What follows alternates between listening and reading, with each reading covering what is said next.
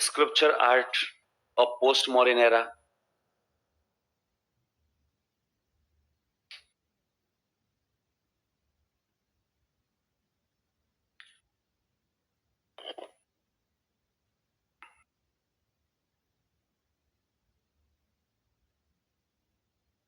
मौर्योत्तर कालीन मूर्तिकला शैली, स्थापत्य नहीं, मूर्तिकला शैली। मैंने स्थापत्य बोला था क्या गलत से? मूर्तिकला ही, हाँ। तो मौर्योत्तर कालीन मूर्तिकला शैली, sculpture art of post modern era, post modern era के मौर्योत्तर कालीन मूर्तिकला शैली। देखिए, यह काल भारत में मूर्तिकला का स्वर्ण काल था। It was a golden period of sculpture art in India. यह काल भारत में मूर्तिकला शैली का स्वर्ण काल था।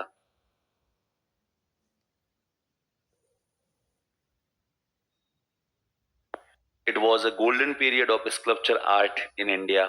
यह काल भारत में मूर्तिकला का स्वर्ण काल था। भारत में मूर्तिकला का स्वर्ण काल था। देखिए, मूर्तियों का निर्माण सिंधु घाटी सभ्यता में आरंभ हो गया था।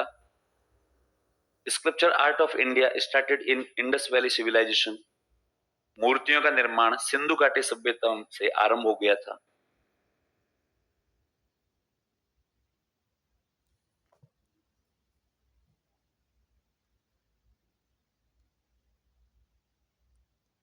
मूर्तियों का निर्माण सिंधु घाटी सभ्यता से आरंभ हो गया था, किंतु उनमें सुंदरता व तकनीक का अभाव था।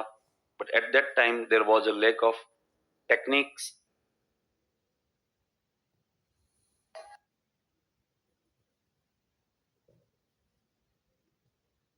किंतु उनमें तकनीक का अभाव था, या सुंदरता एवं तकनीक का अभाव था।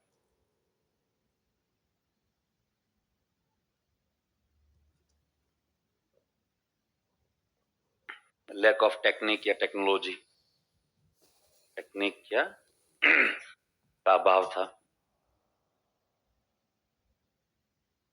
देखिए, कुषाण एवं सातवाहन शासकों ने मूर्तिकला को संरक्षण प्रदान किया।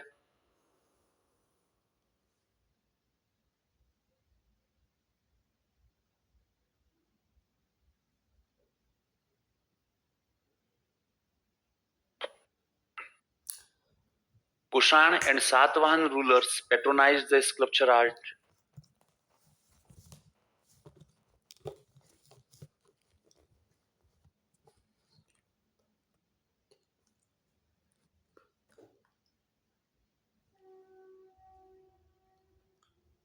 कुषाण एवं सातवाहन शासकों ने मूर्तिकला को संरक्षण प्रदान किया। Kushan and Satavahana rulers patronized the sculpture art. लेकिन बौद्ध धर्म के प्रभाव के कारण, बौद्ध धर्म के प्रभाव के कारण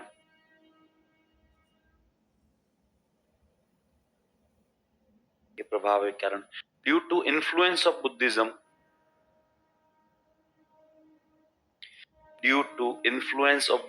बौद्ध धर्म के प्रभाव के कारण इस काल में बुद्ध की मूर्तियों का निर्माण अधिक मात्रा में हुआ।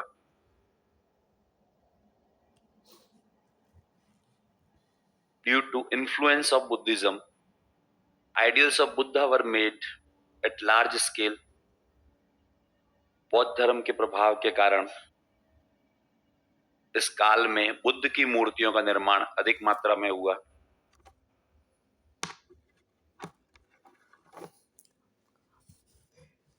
बुद्ध की मूर्तियों का निर्माण अधिक मात्रा में हुआ। Due to influence of Buddhism, ideals of Buddha were made at large scale. अधिक मात्रा में। लेकिन इस काल में 3 शैलियां विकसित हुई थी। During this time 3 sculpture art schools were developed. During this time 3 sculpture art schools were developed. इस काल में 3 मूर्तिकला शैलियां विकसित हुई, या 3 शैलियां विकसित हुई।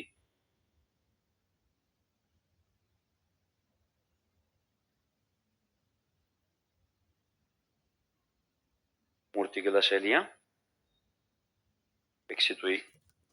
इनमें से तो याद रखने लायक कुछ भी नहीं है, सिंपल सा अपन लोगों ने केवल बेसिक समझने के लिए कि ये काल मूर्तिकला क्या है, ये स्वर्ण काल है। हालांकि हम लोगों ने कहा कि हम लोगों ने मूर्तियां सिंधु घाटी सभ्यता में भी जो वो बनी, पर वो इतनी सुंदर नहीं होती थी क्योंकि टेक्नोलॉजी नहीं थी।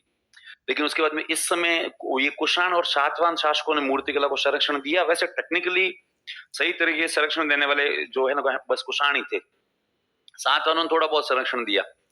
फिर अपन कहते हैं बौद्ध धर्म का प्रभाव बहुत ज्यादा था, इस कारण से बुद्ध की मूर्तियों का निर्माण क्या हुआ है, ज्यादा हुआ। सबसे ज्यादा मूर्तियां आज भी विश्व में किसकी बनती है, बुद्ध की बनती है। फिर इस काल में 3 शैलियां विकसित हुई, तो लिखें सबसे पहले शैली का नाम गांधार मूर्तिकला शैली, Gandhara sculpture art school.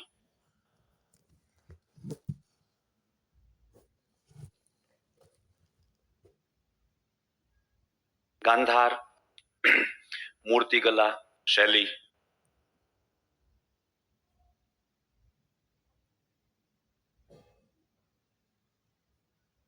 Gandhara मूर्तिकला शैली। तो अपन सबसे पहले गांधार मूर्तिकला शैली पढ़ेंगे। गांधार के बाद में फिर बाकी वाली दो और पढ़ेंगे। उनके नाम याद है किसी को? मथुरा मूर्तिकला शैली और अमरावती स्कल्पचर आर्ट स्कूल। तो अपन सबसे पहले गांधार पढ़ेंगे। लेकिन उससे पहले हालांकि आप लोगों को ऐसा कोई चार्ट नहीं बनाना है, अपन यहाँ पे केवल समझने के लिए चार्ट बना रहे हैं। बाद में अपन लोग तो सिंपल सिंपल सा ही लिखेंगे, क्योंकि इसमें जैसे गांधार मूर्तिकला शैली ज्यादा है, सेकंड नंबर मथुरा है, अमरावती तो बहुत छोटी सी मूर्तिकला शैली है। तो सबसे मेन शैली है वो तो कौन सी है, गांधार मूर्तिकला शैली। सेकंड नंबर जो शैली है वो डेवलप हुई इंडिया के अंदर, वो थी मथुरा मूर्तिकला शैली। और थर्ड नंबर जो शैली विकसित हुई थी वो थी अमरावती। मैं लड्डू बना लो आटा के यार। अब ये जो है ना गांधार मूर्तिकला शैली है, इसमें शैली के ऊपर ग्रीक प्रभाव सबसे ज्यादा आता है। ग्रीक के बाद में सेकंड नंबर रोमन इन्फ्लुएंस बहुत ज्यादा है, और थर्ड नंबर फारस प्रभाव बहुत ज्यादा है। चूंकि इसके ऊपर ग्रीक, रोमन और फारस का प्रभाव बहुत ज्यादा है, इसलिए इसको कहते हैं विदेशी मूर्तिकला शैली। ये फॉरेन स्कल्पचर आर्ट स्कूल है। कौन सी स्कूल मान गई है इसको? ये विदेशी मूर्तिकला शैली है। इसके ऊपर भारत का प्रभाव बहुत ज्यादा है।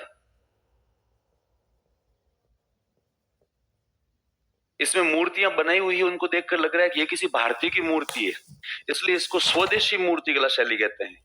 इंडिजिनस स्कल्पचर आर्ट स्कूल है ये, जो है वो स्वदेशी मूर्तिकला शैली है ये है। इसके बारे में भी अपन सेम कहेंगे, भारत का प्रभाव बहुत ज्यादा है,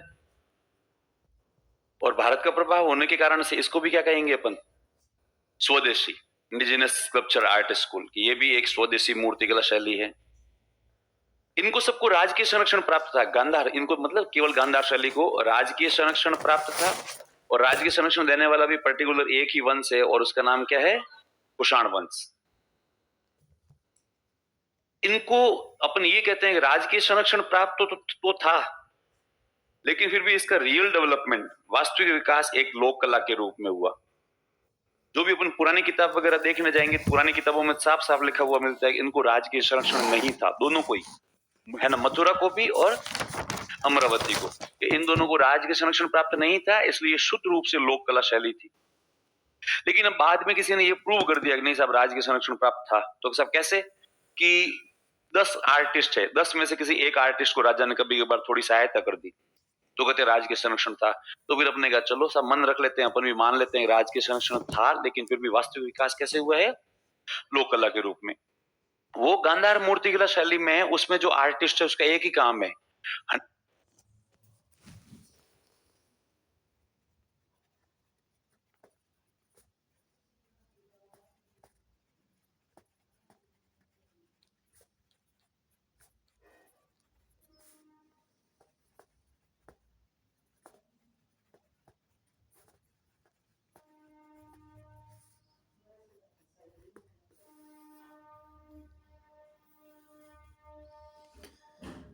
100% टाइम देकर केवल मूर्तियां बनाना।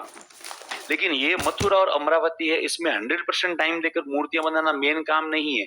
मेन काम तो कुछ और ही है, या तो वो खेती बाड़ी कर रहा है, या फिर मिट्टी का काम कर रहा है, या फिर सैनिक का काम कर रहा है, या फिर व्यापार कर रहा है, कुछ न कुछ कर रहा है, और साइड में हॉबी के रूप में मूर्तियां क्या कर रहा है, बना रहा है। इसलिए इन दोनों में मूर्तिकला शैलियों में इतनी सुंदर मूर्तियां नहीं है जितनी इसमें है, क्योंकि इसमें काम ही यही है, केवल मूर्ति बनाओ और पैसे लो। इसलिए इसको भी राजकीय संरक्षण प्राप्त था, लेकिन लोक कला, इसको भी अपन कहते हैं राजकीय संरक्षण प्राप्त था, लेकिन वास्तविक विकास कैसे हुआ है? लोक कला। इसमें तो फिर भी एविडेंस मिलते हैं थोड़ा बहुत, इसको तो फिर भी संरक्षण मिला था। किसका मिला था? श्रेणियों का। जो श्रेणी प्रमुख होते थे, व्यापारी संघ, उनके पास जाते थे लोग और कहते थे, लो साहब हमने एक भगवान बुद्ध की मूर्ति बनाई है, कुछ हेल्प कर दो। तो फिर व्यापारी कहते ये ले थोड़े पैसे ले ले। कोई कहता साहब हमने एक भगवान शिव की मूर्ति बनाई है, कुछ हेल्प कर दो, तो ये ले थोड़े बहुत पैसे दे दे। गांधार मूर्तिकला शैली में तो जिस हिसाब से इनकी मूर्तियां है, उस हिसाब से देखकर लगता है कि भाई आर्टिस्ट को, कलाकार को खूब पैसे मिलते थे। इसके पीछे कारण एक मतलब दो थे। एक तो कुषाण शासक खुद भी संरक्षण दे रहे हैं। दूसरा, उनमें जैसे 2-3 साइट ऐसी है जहां पर एक तो बड़े बड़े पहाड़ थे साइड में, और जस्ट उनके आगे से निकल रहा था सिल्क रूट, और सिल्क रूट के ऊपर लोगों के पास खूब पैसा होता था। सिल्क रूट के किसी भी व्यापारी के पास में कोई आकर कहता कि साहब ये जो मूर्ति देख रहे हो ना आप, ये मूर्ति मेरी बनाई हुई है। तब आर्टिस्ट कहता है मूर्ति शानदार बनाई नहीं यार।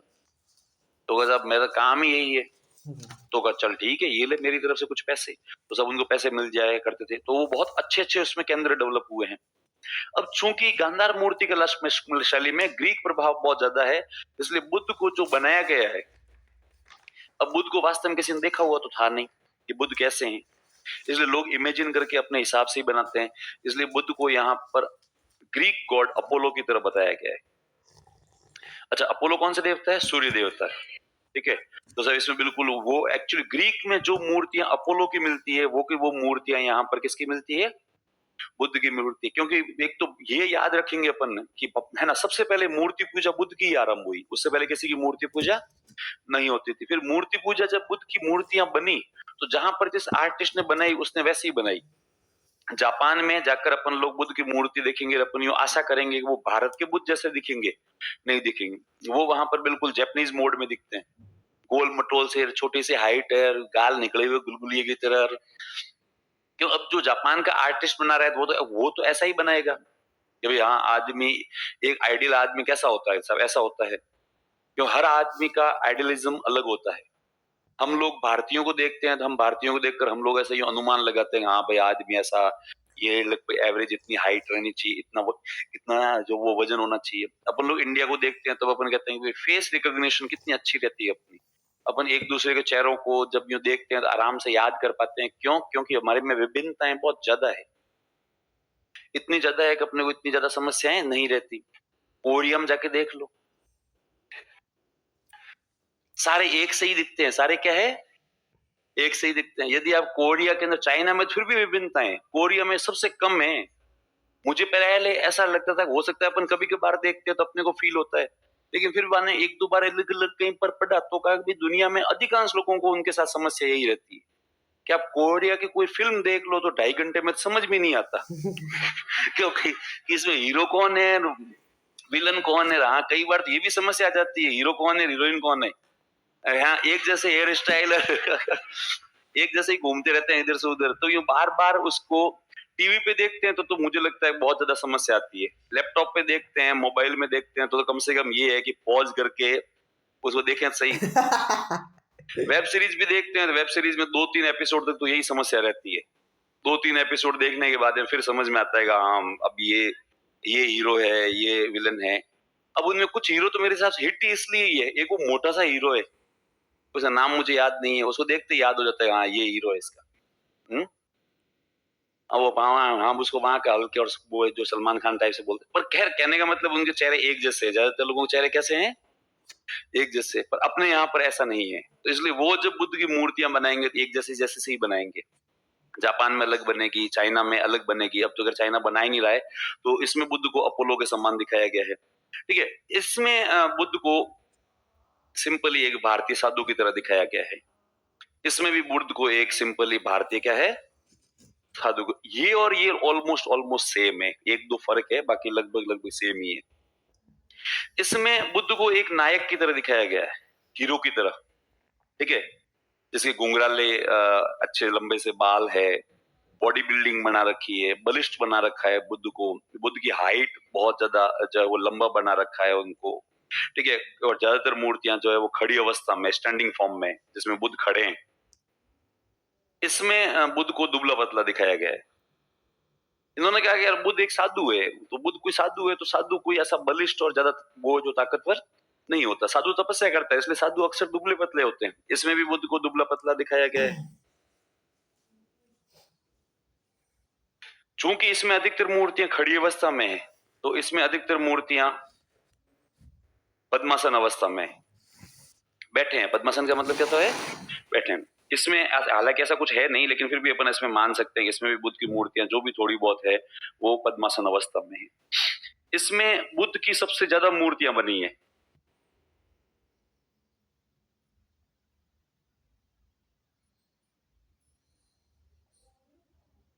इसमें बुद्ध की प्रथम मूर्ति बनी है। कि बुद्ध की प्रथम मूर्ति कहां पर बनी है, तो अपन मानते हैं मथुरा मूर्तिकला शैली में। इसमें ऐसा कुछ खास है नहीं, ठीक है। इसमें चूंकि कुषाण स्वयं जो है वो उनका इंटरेस्ट पर्सनली बौद्ध धर्म में था, इसलिए इसमें सारी मूर्तियां किससे संबंधित बनी है? बौद्ध धर्म से संबंधित बनी है। इसमें बौद्ध धर्म, हिंदू धर्म और जैन धर्म से संबंधित मूर्तियां बनी है। इसमें भी सेम है, बौद्ध,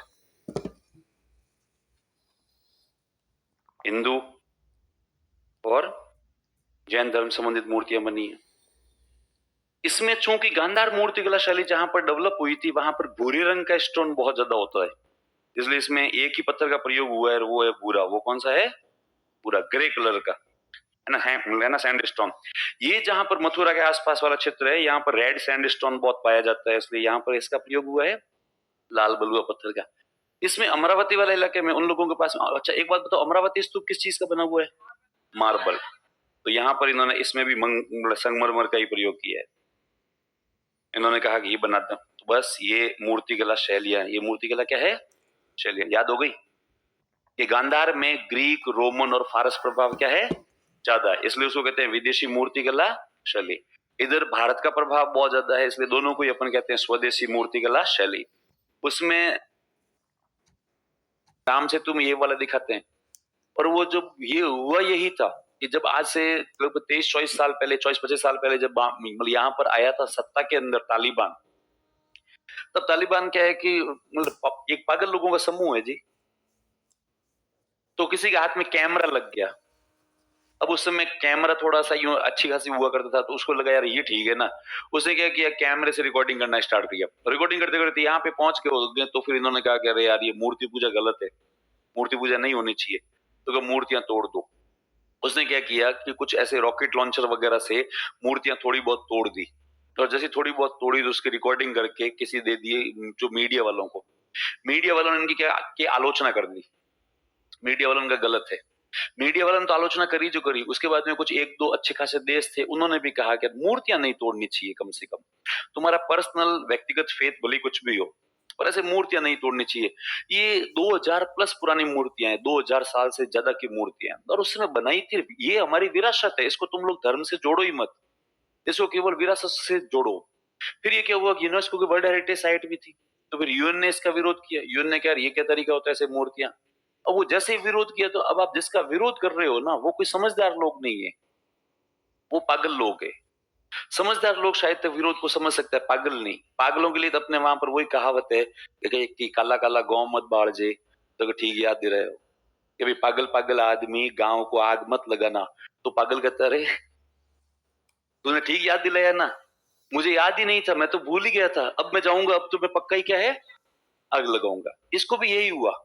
इसको जैसे यूएन ने विरोध किया, तो फिर जिसने इसको तोड़ा था उसको लगा ले यार, मतलब इंटरनेशनल मीडिया मेरे बारे में बात कर रहा है, तो नेक्स्ट डे और रॉकेट लॉन्चर और जेसीबी वेसीबी लेके गए और ये पूरी मूर्ति तोड़ दी, पूरी उड़ा दी। पूरी उड़ाने के बाद में इन लोगों ने वापस विरोध किया। उन्होंने कहा कि यदि इन लोगों ने ऐसा कुछ किया तो हम इनकी जो भी फंडिंग मिल रही है वो सारी फंडिंग रोक देंगे। तो फिर इन तालिबान वालों ने जाके यहाँ पे जितनी भी छोटी मोटी मूर्तियां थी वो सारी उड़ा दी, एक भी नहीं छोड़ी। इन गुफाओं में घुस घुस कर जो कि मतलब सा विहार हुआ करते थे उनको नष्ट कर दिया। नष्ट कर दिया तो फिर बात खत्म हो गई। बात खत्म होने के बाद फिर वापस जो तालिबान सत्ता से चला गया, फिर वापस अफगानिस्तान में चुनाव हुए। 2015 या 16 में यहाँ पर समिट हुई थी, और जो समिट हुई थी तब शायद 15 या 16 की बात है, मुझे एग्जैक्टली याद नहीं है। तब गवर्नमेंट ने, अफगानिस्तान की गवर्नमेंट ने कहा था कि अब जो टूट गई वो तो टूट गई, वापस तो बनवा नहीं सकते ऐसी, क्योंकि वापस बनाएंगे तो भी वो पहले वाला लुक नहीं आएगा वैसा। लेकिन हाँ, इसको अपन एक काम स्टार्ट करते हैं। तो कैसे कैसे यहाँ पे टूरिज्म डेवलप करेंगे, और टूरिज्म डेवलप करने के बाद में यहाँ पर प्रोजेक्टर की सहायता से दिखाएंगे कि ये कैसी दिखती थी। तो कहा कि चलो ठीक है। उसके बाद इसके ऊपर प्रोजेक्टर के ऊपर काम हुआ भी था। फिर इस बार जब तालिबान सत्ता में आया था तो फिर तालिबान का ऑफिशियल स्टेटमेंट तो यही था कि हम इसको वापस रिपेयर करवाएंगे। फिर किसी लड़ाकों ने जाके तोड़ दी होगी। तालिबान की समस्या क्या है पता है? तालिबान एक मत नहीं है, कबीले हैं। क्या है इनके बीच में? कबीले हैं, और ये कबीलों का आपस में बनती नहीं है, ये आपस में लड़ते झगड़ते रहते हैं। अब एक कबीला होता है वो तो कहता है वापस रिपेयर करवा देंगे। अब इनको रिपेयर नहीं करवानी है जी, इनको क्या करना है, अंतरराष्ट्रीय स्तर पर अपने आप को एक पहचान देना है। अब तालिबान पहले जैसा वो मतलब है ना, पहले जैसा बर्बर नहीं रहा। अब तालिबान सुधर चुका है, इसलिए ये अपनी इमेज अच्छी करवाने के लिए इन्होंने ऐसे स्टेटमेंट दिए होंगे कि अपन इसको रिपेयर विपेयर करवा देंगे, पर बाद में किसी ने जाके तोड़ ताड़ भी दिए होंगे। तो फिर बामियान है चर्चा में, बामियान है क्या है चर्चा में। इसके अंदर ये इतने ज्यादा आपस में कनेक्टेड है गुफाएं कि इन्होंने जब यहाँ पर एक्चुअली जब तुर्क आक्रमण हुआ था तब इन लोगों ने शायद तक इनमें से बहुत सारी गुफाओं को बंद कर दिया था, तो वो अभी भी मिल रही है। और वो उस मूवी में वो सीन ही वही था कि वाकई में एक गुफा वैसे ही मिल गई थी। दो कोई लोग आपस में लड़ झगड़ रहे थे, लड़ते झगड़ते किसी ने, एक ने धक्का दिया किसी दूसरे को, और वो दूसरा जाके दीवार से टकराया और थोड़ी देर में दीवार पूरी ढह कर गिर गई और वो आदमी देर नीचे गिर गया। नीचे गिर गया तो पता लगा नीचे बहुत बड़ी बड़ी गुफाएं, अपन क्लासरूम की जितनी बड़ी बड़ी गुफाएं, उसमें बौद्ध धर्म की उस जमाने की मूर्तियां वूर्तियां रखी हुई थी। तब क्या कर यार अभी भी मिल रही है क्या? तो हाँ मिल रही है। और ये तालिबान का नहीं, अफगानिस्तान का सबसे बड़ा प्लस पॉइंट यही है। अफगानिस्तान की इन गुफाओं में एक बार यदि आदमी घुस जाए तो फिर पकड़ने वाला उनको क्या है, पकड़ नहीं सकता।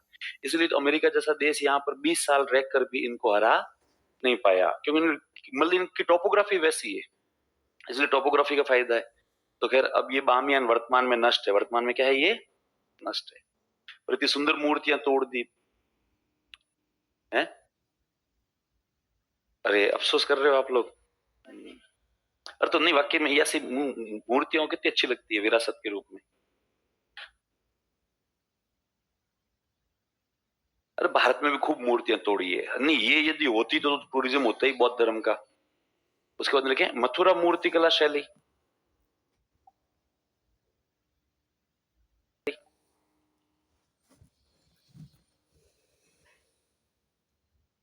Mathura sculpture art school, Mathura मूर्तिकला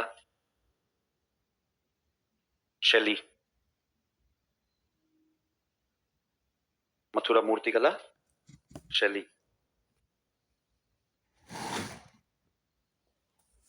टूरिज्म तो आज की तारीख में ये है कि आप कहीं पर भी कोई छोटी मोटी चीज है ना, वहां पर भी टूरिज्म है।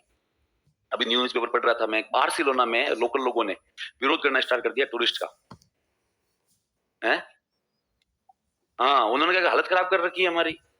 फ्रांस कई सालों से विरोध कर रहा है। फ्रांस कह रहा है कि हमारी जितनी पॉपुलेशन नहीं है उससे ज्यादा टूरिस्ट आ जाते हैं हर साल के, ठीक है, तो हमारा शहर रहने लायक बची ही नहीं है। जहां देखो टूरिस्ट टूरिस्ट टूरिस्ट, पूरा पूरा देश टूरिस्ट से क्या है, मतलब सब भरा हुआ पड़ा है। इसलिए फ्रांस वाले अपने पोलाइटनेस के लिए जाने जाते थे शुरू से। तो वो मतलब फ्रांस वालों ने कहा कि हम अपनी पोलाइटनेस के लिए, हम्बलनेस के लिए मतलब जाने जाते हैं, पर अब जो अति हो चुकी है, इसलिए फ्रांस ने क्या किया अपनी देश के अंदर, चूंकि वो वैसे तो ईयू का पार्ट है ना, यूरोपियन यूनियन का, तो वो अलग तो कर नहीं सकते कुछ भी। इसलिए उनकी कंट्री में आने के जितने भी रास्ते हैं ना, उन सब जगह पर उन्होंने जो बोर्डिंग लगा दी, होर्डिंग लगा दी। होर्डिंग ऊपर साफ साफ लिख दिया कि आप आमंत्रित तो नहीं हो, और फिर भी आओ तो हम क्या कर सकते हैं। साफ साफ लिख दिया, you are not invited here, please हमें हमारे हाल पे क्या कर दो, छोड़ दो, क्योंकि तुम लोगों की वजह से हमारे देश की हालतें खराब हो रखी है। और फ्रांस में सबसे ज्यादा टूरिज्म मतलब पेरिस में है, तो वो है आईफल टावर के कारण से। और वहां पर कई समय से पिछले लगभग 10-15 साल हो गए वहां पे मुद्दा चल रहा है। बहुत सारे लोग कह रहे हैं आईफल टावर को हटा दो। यदि आईफल टावर को हटा देंगे तो ये चाइना से, इंडिया से, ये जो भी है ना सस्ते पैकेज पे आते हैं ना फॉरेन घूमने, इनकी भीड़ कम हो जाएगी। अरे बात सही है। तो अभी इंडिया, चाइना, इन कंट्री के पास में जैसे पैसे हुए हैं ना, तो अपन लोग अब जो टूरिज्म पे जाते हैं तो उसमें कोई ऐसा नहीं है कि भाई आराम से घूम फिर रहे हैं। नहीं, अपना उद्देश्य रहता है कि 3, 4, 6 दिन में जितना देख लो ना, उतना देख लो। तो चाइना वाले करते हैं, चाइना वाले और जापान वाले। इंडिया वाले भी परेशान है, जबकि इंडिया को तो मतलब टूरिज्म की भयंकर आवश्यकता है। फिर भी इंडिया के होटल वालों से आप जाके पूछो, कहते भाई साहब ये आते हैं, पर ये जो आतंक मचाते हैं ना, पता नहीं कौन इनके अंदर कौन सा भूत जाग जाता है कि इनके बारे में जो लोग गए हुए हैं उनसे जब बात करते हैं तो कहते हैं कि ये बिल्कुल रोबोट की तरह चलते हैं वहां पे।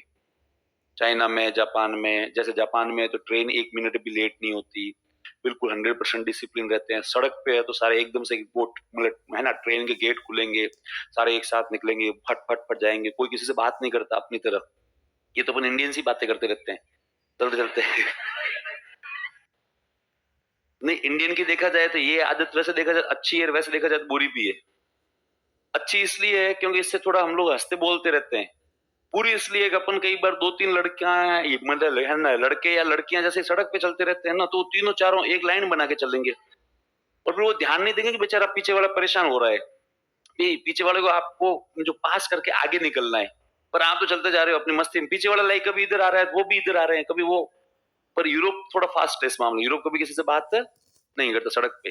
तो कहते वहां तो इतने मतलब इतने ज्यादा डिसिप्लिन रहते हैं, पर जब वो यहाँ आते हैं ना तो होटल की में टेबल के ऊपर जो आतंक मचाते हैं, चावल गिरा देंगे, सब्जियां गिरा देंगे, कहीं कुछ गिरा देंगे, कहीं जैम गिरा देंगे। एक तो लाइयों की हाइट ही छोटी छोटी होती है, अपनी टेबलें बड़ी बड़ी होती है, तो वो कूद कूद के लेते हैं चीजें कि ये दे वो दे। तो वो मतलब है ना, वैसे गिरा देते हैं। और एक सामान्य अपने यहाँ पर इंडिया इंडिया इतना बड़ा देश है, ठीक है, तो इंडिया में आप अब कैसे किसी को ऑफर करोगे कि आप आके इंडिया घूम के जाओ? बहुत बहुत मुश्किल टास्क है कि आपसे कोई कहे भाई क्या देखें इंडिया में, तब आप कहोगे यार क्या देखें, कितने दिन है तेरे पास? आगे वाला कहते 10 दिन, तो आप 10 दिन में पूरा इंडिया दिखा नहीं सकते। यदि किसी को पूरा इंडिया वाकई में देखना है तो उसको टुकड़ों टुकड़ों में दिखाना पड़ेगा। इसलिए अपनी इंडियन गवर्नमेंट ने शुरू से एक ही प्रोजेक्ट पे जोर दिया था, अब तो उसके जोर नहीं है, उसका नाम है गोल्डन ट्राइंगल। ठीक है, क्या बोलते हैं इसको? हाँ, अब गोल्डन ट्राइंगल में 3 ही चीजें प्रमोट कर रहे हैं, दिल्ली, जयपुर और आगरा।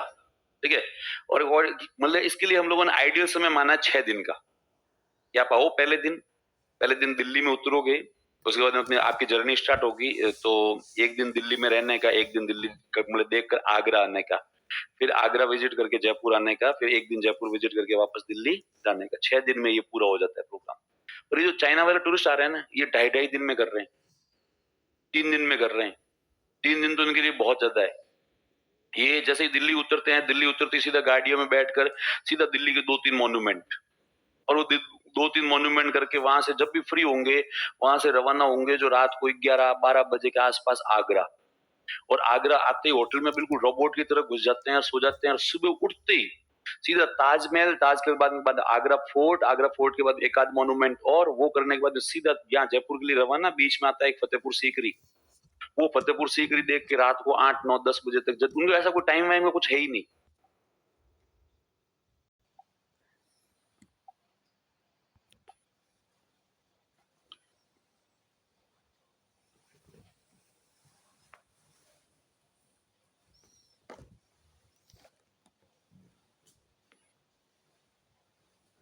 गुप्त काल लगा दो।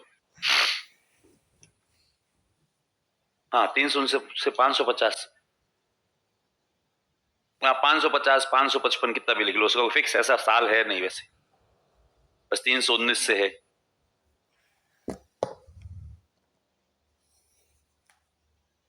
गुप्त काल।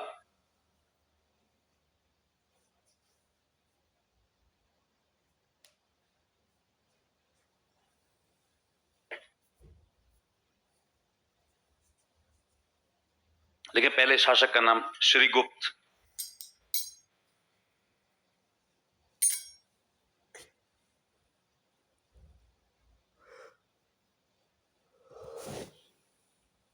एक बार देख लो, फिर उसके बाद में हम फटाफट लिख लेंगे। ये वो लोग गुप्त काल की बात कर रहे हैं, जिसको इतिहासकार ये भी मानते हैं भारतीय इतिहास का स्वर्ण काल है। भारतीय इतिहास क्या है ये? स्वर्ण काल है। कुछ लोग कहते हैं इससे अच्छा मौर्य काल था, खैर उसके ऊपर अपन बाद में बात करेंगे। अब गुप्त काल के अंदर है, हाँ, गुप्त काल में सबसे पहला जो शासक हुआ है वो है श्रीगुप्त। वो कौन सा है? श्रीगुप्त। श्रीगुप्त का टेन्योर है 240 से लेकर 280। अब स्टूडेंट के दिमाग में आता है सर यहाँ तो 319 है, तो ये एक्चुअली इसको संस्थापक तो मानते हैं लेकिन वास्तविक संस्थापक नहीं मानते। इसके पीछे कुछ कारण है। एक तो श्रीगुप्त के बारे में जानकारी कहां कहां से मिलती है, तब कहते हैं श्रीगुप्त के बारे में पहली जानकारी तो मिलती है प्रभावती गुप्त से। प्रभावती गुप्त इसकी great great great grand daughter है। मैंने शायद ग्रेट ज्यादा लगा दिया मतलब ये पोती पोती ऐसे यूं को 5वीं 6ठी पीढ़ी में जाके ये क्या है, इसकी पोती है। तो वो प्रभावती गुप्त अपना खुद का एक पुणे में एक ताम्रपत्र लिखवाती है, उसके अंदर ये प्रभावती गुप्त खुद के बारे में जो वो इंट्रो देती है। तो ये कहती है कि मेरा नाम प्रभावती गुप्त है। फिर ये कहती है कि मेरे पापा का नाम चंद्रगुप्त सेकंड है, जिनकी उपाधि थी विक्रमादित्य। फिर कहते हैं कि मेरे जो दादाजी है उनका नाम है समुद्रगुप्त, और वो समुद्रगुप्त के बारे में थोड़ी बहुत इंफॉर्मेशन देती है। फिर वो कहते हैं कि मेरे दादाजी के जो पिताजी, जो कि मेरे ग्रेट ग्रैंडपा या ग्रैंडफादर, वो है उनका नाम है चंद्रगुप्त। वो हमारे वंश के पहले व्यक्ति है जिन्होंने महाराजा धीराज की उपाधि धारण की। उनके पापा का नाम घटोत्कच था, उनके पापा का नाम श्रीगुप्त था, और वो श्रीगुप्त से आगे बात नहीं करती। या तो उसको इतना ही याद था, या फिर वो ये कहीं न कहीं मानती है कि भाई हमारी हमारी इस पीढ़ी में सबसे पहले इंपॉर्टेंट व्यक्ति हुए हैं, वो कौन हुए हैं, श्रीगुप्त थे। और जनरली वैसे भी होता है, अपने को भी 5 6 7 पीढ़ियां याद रहती है, तो सब इसको भी 6 7 पीढ़ियां याद रही। तो प्रभावती गुप्त के पूर्ण ताम्रपत्र से इसकी जानकारी मिलती है, जिसमें ये जानकारी मिलती है कि इसने महाराज की उपाधि धारण की थी। और महाराज उस जमाने में वो टेक्निकली सामंत हुआ करते थे। इसका मतलब ये किसी न किसी के अंडर में सामंत के रूप में काम कर रहा है। फिर कि और इसके बारे में कोई जानकारी मिलती है क्या, तो वो कहते हैं हाँ मिलती है।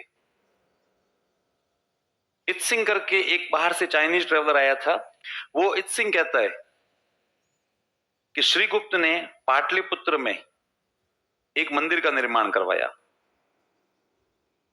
ठीक है, तो ये 2 जानकारियां हैं, इससे पता लगता है कि श्रीगुप्त के बारे में हमारे पास इंफॉर्मेशन है। श्रीगुप्त के बाद में सेकंड नंबर कौन हुआ, तो सेकंड नंबर हुआ घटोत्कच। घटोत्कच के बारे में जानकारी का सोर्स सेम प्रभावती गुप्त। इसके बारे में मतलब ज्यादा जानकारी मिलती भी नहीं है। वही प्रभावती गुप्त के पूना ताम्रपत्र में ये कहती है कि मेरे एक तो है ना दादा के दादा का नाम क्या था, घटोत्कच था। इसका जो टेन्योर है वो 280 से लेकर 319, ठीक है, यहां तक इसका टेन्योर माना जाता है। फिर उसके बाद में या तो ये 319 से पहले ही चंद्रगुप्त यहां पर आ गया था सत्ता में, या फिर 319 में आया होगा। क्या हुआ हमें स्पष्ट जानकारी नहीं है। अगला जो जो शासक है उसका नाम है चंद्रगुप्त। इसका टेन्योर 319 से लेकर 335 तक है। अब इसके बारे में ये थर्ड नंबर शासक है। इसके बारे में अपन कह रहे हैं कि ये वास्तविक संस्थापक है, रियल फाउंडर है। क्या है ये, रियल फाउंडर। क्यों है रियल फाउंडर, पहला व्यक्ति महाराजा धीराज की उपाधि धारण की। और तो कहते हैं 319 या 320 में इसने एक गुप्त संवत आरंभ किया।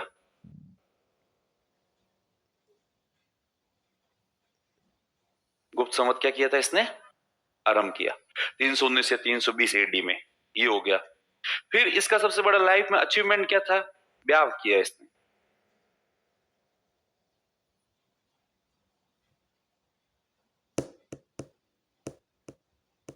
लिच्छवी राजकुमारी से, और लिच्छवी राजकुमारी का नाम था कुमार देवी। क्या नाम था इसका, कुमार देवी। अपने यहाँ पर कुछ किताबों में गाइड बुक में गलती से इसका नाम कुमारी देवी हो गया, वो भी सही है, खैर ज्यादा गलत नहीं है, पर इसका वास्तविक नाम कुमार देवी था। और मैंने कहा ना, इसके जीवन का सबसे बड़ा अचीवमेंट ये था कि इसने शादी करी। क्या करी इसने, शादी। ये वही वाली बात है कि आदमी जब अपने से बहुत ज्यादा पावरफुल परिवार में शादी कर ले तो उसके बारे न्यारे हो जाते हैं। मान लीजिए कोई भी लड़का है बेरोजगार सा घूम रहा है, या फिर उसके पास में कोई छोटी मोटी नौकरी है, 3rd ग्रेड 2nd ग्रेड की। 2nd ग्रेड नौकरी बहुत अच्छी होती है वैसे, 3rd ग्रेड वगैरह पर, तो वो मान लो छोटी मोटी नौकरी कर रहा है और उसकी शादी किसी सीएस की बेटी से हो जाए, चीफ सेक्रेटरी, कोई सीनियर आईएएस अधिकारी है उसकी बेटी से हो जाए, तो फिर वो कैसे रिएक्ट करेगा, बिल्कुल वैसे ही रिएक्ट ये भी कर रहा है। लोग इससे पूछते हैं भाई साहब आपका नाम क्या है, तब चंद्रगुप्त कहते क्या कहा, तो आपका नाम। उसने कहा मेरा नाम क्या है ये इंपॉर्टेंट नहीं है, इंपॉर्टेंट ये है कि मेरे ससुराल वाले लिच्छवी है। मेरे ससुराल वाले कौन है, लिच्छवी। लिच्छवियों का दामाद हूं मैं। और मेरी जो पत्नी है वो लिच्छवी राजकुमारी है, प्रिंसेस है, और उसका नाम क्या है? कुमार देवी। और वो हर जगह यही बात करता है। और ये प्राउड केवल इसमें नहीं झलक रहा है, इसका जो बेटा होगा अगला शासक जिसका नाम है समुद्रगुप्त, उससे समुद्रगुप्त से भी जब लोग कहते हैं ना कि आपका नाम क्या है, तब समुद्रगुप्त भी कहता है मेरा नाम इंपॉर्टेंट नहीं है, इंपॉर्टेंट ये है कि मेरा ननियाल किसमें है? लिच्छवी में, और मेरी माँ है उसका नाम कुमार देवी है, और मेरी उपाधि है लिच्छवी दोहित्र। इसलिए उसने लिच्छवी दोहित्र क्या की थी? उपाधि धारण की। और वो हर जगह अपना नाम ऐसे ही लिखवाता है, लिच्छवी दोहित्र, कि सब मैं लिच्छवियों का क्या हूं? मैं दोहिता हूं। इसका मतलब लिच्छवी उस जमाने में बहुत ही डेकोरम पद था। फिर ये चंद्रगुप्त है ना, ये इस शादी के उपलक्ष्य में सिक्के चलाता है, और जो सिक्के चलाता है वो कौन कौन से? एक ही सिक्का है, सिक्का एक ही है, पर उसके नाम तीन है। श्री प्रकार के सिक्के, राजा रानी या रानी राजा प्रकार के सिक्के, और विवाह प्रकार के सिक्के। क्यों चलाए इसने? क्योंकि इसने कहा कि अपनी ये जो मेरी शादी हुई है इसके उपलक्ष्य में कोइन चलना चाहिए। अब इसने कोइन चलाया, तो चूंकि शादी के उपलक्ष्य में चलाए गए सिक्के, इसलिए इसको कहते हैं विवाह प्रकार के सिक्के। इसने कहा कि सिक्के के ऊपर मेरी और मेरी पत्नी दोनों का फोटो आना चाहिए, ठीक है? तो उन्होंने कहा बिल्कुल साहब आ जाएगा फोटो। एक तरफ उन्होंने राजा का फोटो बनाया, एक तरफ इसका रानी का फोटो बनाया। फिर इसने उसके बाद में कहा कि सुनो, मेरी पत्नी के नाम के आगे श्री लिखा हुआ आना चाहिए, ऐसे लिखा हुआ होना चाहिए, श्री कुमार देवी। श्री क्या है? कुमार देवी। कि मेरी पत्नी के नाम के आगे श्री आना चाहिए। किसी ने कहा साहब आपकी पत्नी के नाम के आगे श्री लिखवाएंगे फिर स्पेस छोटा पड़ जाएगा, आपका नाम आया ही नहीं। उसने कहा मेरा नाम इंपोर्टेंट नहीं है बेवकूफ, मेरा तो कुछ भी लिख देना, चंदू चंद्रियो वगैरह, ठीक है, पर मेरी पत्नी के नाम के आगे क्या आना चाहिए? श्री। साफ साफ शब्दों में मोटा मोटा आना चाहिए, श्री। मेरा नाम भले स्पेस हो तो ठीक है, नहीं स्पेस हो तो भी चलेगा। वास्तव में इसने ऐसा ही कहा होगा कि भले क्या लिख देना तुम तो, चंदू। अरे इसको कहते हैं वुमेन एम्पावरमेंट। क्या कहते हैं इसको? ये खुद अपनी पत्नी का सम्मान इतना ज्यादा कर रहा है, और अगर है मेरी पत्नी के नाम के श्री, इसलिए इसने अपनी पत्नी के नाम के आगे श्री लगवाया, खुद के लिए इतना जरूरी नहीं समझा। अपनी पत्नी का नाम अपने से पहले लिखवाया, ठीक है। और फिर इसने शासन हालांकि बहुत कम साल किया, 319 से लेकर 335 तक। 335 में इसने खुद ने अपनी खुद की इच्छा से अपना पूरा शासन अपने बेटे को सौंप दिया, जिसका नाम है समुद्रगुप्त। क्या नाम है? समुद्रगुप्त। समुद्रगुप्त ने कहा भी होगा कि पापा अभी तो आप थोड़े साल शासन और कर लेते, सॉरी मैंने हाँ यहाँ लिखा है 335, थोड़े साल और कर लेते, इतना जल्दी रिटायरमेंट। उसने कहा बेटा बस बहुत हो गया। उसने कहा फिर इतना जल्दी रिटायरमेंट लेके क्या करोगे? करेंगे मैं और तेरी मम्मी गोवा जाएंगे घूमने।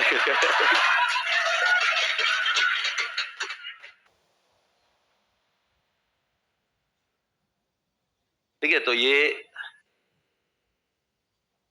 इसलिए इसने बहुत ही जल्दी स्व इच्छा से क्या ले लिया था?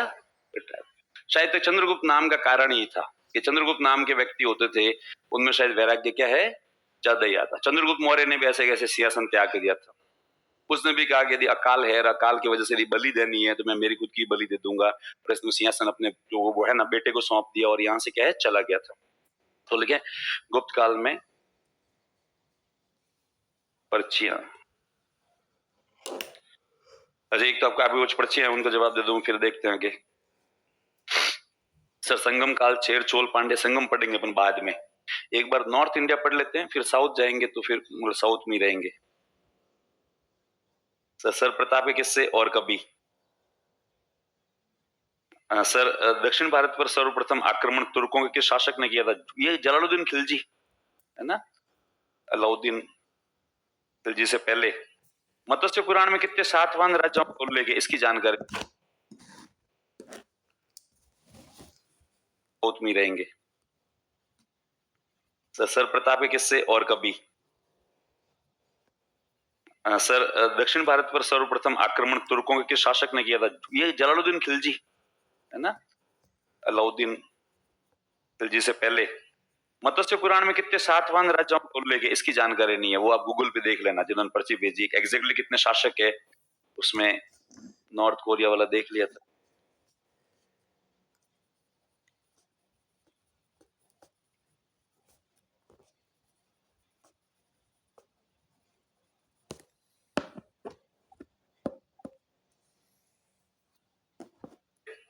मत्स्य पुराण में कितने सातवाहन राजाओं को उल्लेख है इसकी जानकारी नहीं है, वो आप गूगल पे देख लेना, जिन्होंने पर्ची भेजी एग्जैक्टली कितने शासक है उसमें नॉर्थ कोरिया वाला देख लिया था। Sir please distribute samosas. Sir Ashok ने कलिंग डिक्लेरेशन में धौली और चौगढ़ में कलिंग बैटल की इंफॉर्मेशन क्या नहीं दी, कुछ भी नहीं दी।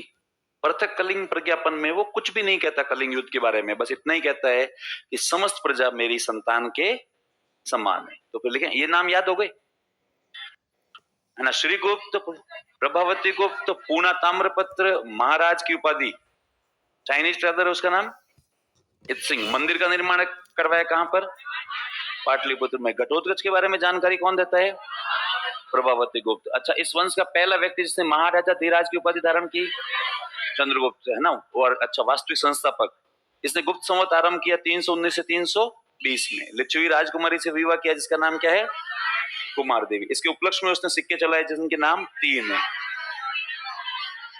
विवाह तो लिखें